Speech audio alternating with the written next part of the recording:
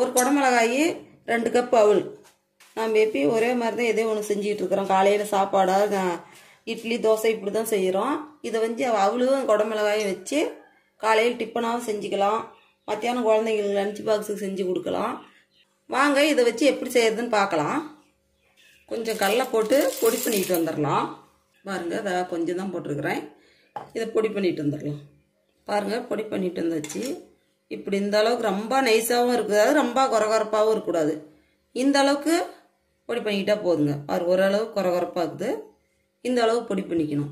ரொம்ப நைஸாக விடக்கூடாது, ரொம்பவும் இது அப்படியே கல்லையாக கொரகொரப்பாக நிற்கக்கூடாது. ஓரளவுக்கு தான் இந்த அளவுக்கு செஞ்சுக்கோங்க. இதை எடுத்து வச்சிடலாம்.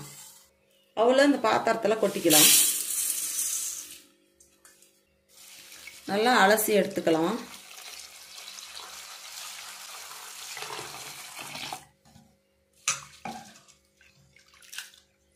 பாருங்க, அப்படி எவ்வளோ அழுக்கு வருது தண்ணி. 2 அலசு அலசி எடுத்துக்கலாம்.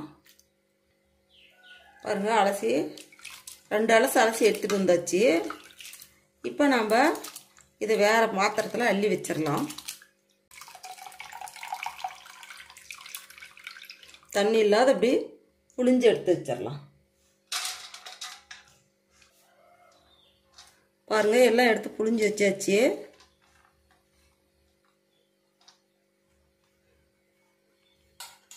இப்போ நம்ம பொடி பண்ணி வச்சிருக்கிற கடலைய இதில் அப்படியே கொட்டிக்கலாம். அப்படியே அந்த ஈரத்தெல்லாம் இழுத்து ட்ரை ஆயிரும். அதுக்கு இந்த கடலையை இதில் கொட்டிக்கலாம். கொட்டி எல்லாம் அப்படி கலந்து விட்டுறலாம்.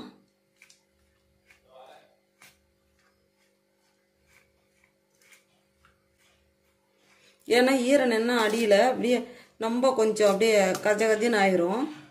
அதனால் இப்படி இந்த கடலை மாவு போட்டு இப்படி கலந்து விட்டுட்டோமா நல்லா ஈரத்தெல்லாம் எடுத்து ட்ரை ஆகி நல்லா வந்துடும் பளபளன்னு. பாருங்கள், இப்படி கலந்து எடுத்து வச்சிடணும்.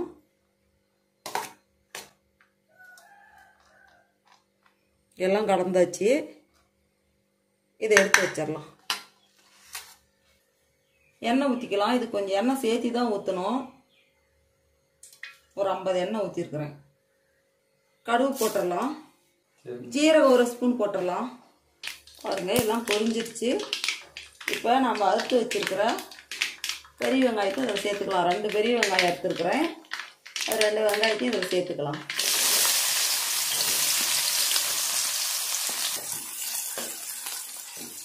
பச்சை மிளகாய் அறுத்து வச்சிருக்குது. 4 பச்சை மிளகாய் இதில் சேர்த்துக்கலாம்.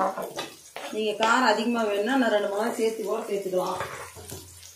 நான் காரம் கம்மியாக போடுறதுனால 4 பச்சை மிளகாய் தான் அறுத்து விட்டுருக்குறேன். எல்லாம் சேர்த்து கொஞ்சம் நல்லா அந்த பச்சை வாசம் போகிற வரையும் வணங்கட்டும்.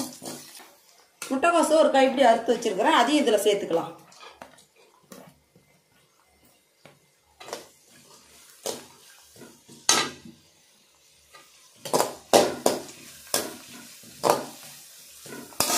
எல்லாம் சேர்த்து வணங்கட்டும்.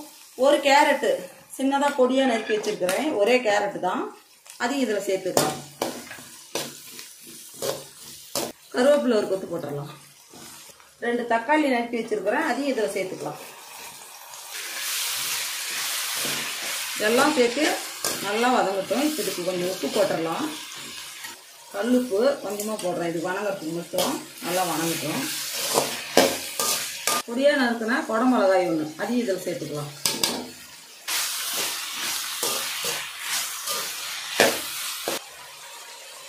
ஒரு கைப்பிடி கடலை, வேர்க்கடலை ஒரு 1/2 கப்பு, அதையும் இதில் சேர்த்துக்கலாம். எல்லாம் சேர்த்து நல்லா கலந்து விடலாம். தேவையான அளவு மஞ்சத்தூள் போட்டுடலாம்.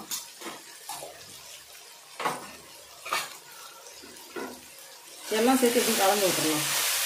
இப்போ நம்ம இதில் அவ்வளோ சேர்த்துக்கலாம். பாருங்கள், எப்படி இப்போ அப்படியே உதிர்ந்து வருது.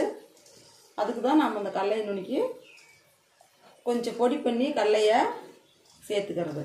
இதில் எல்லாம் இந்த ஈரத்தெல்லாம் இழுத்து ட்ரை ஆயிடுச்சு எல்லாமே. இப்போ நம்ம எல்லாம் சேர்த்து இதில் கலந்து விட்டுறலாம்.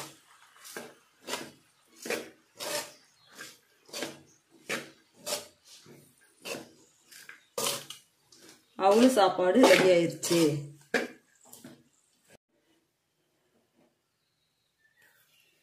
இப்போ கொஞ்சம் கொத்தமல்லி போட்டு எல்லாம் சேர்ந்து கலந்து விட்டுறலாம். பாருங்கள், இந்த வாசமே அவ்வளோ சூப்பராக இருக்குது. டேஸ்ட்டாக இருக்கும் சாப்பிட்றதுக்கு. பாருங்கள், நான் அரை எலுமிச்சம்பழம் அறுத்துருக்குறேன். இதை அப்படியே புழிஞ்சு விட்டுறலாம். அதில் தேவைப்பட்டால் நீங்கள் புழிஞ்சு விட்டுக்குங்க. இல்லையா தயிர் கூட சேர்த்துக்கலாம். அதுக்கு சேர்ந்து சாப்பிடும்போது அவ்வளோ டேஸ்ட்டாக இருக்கும்.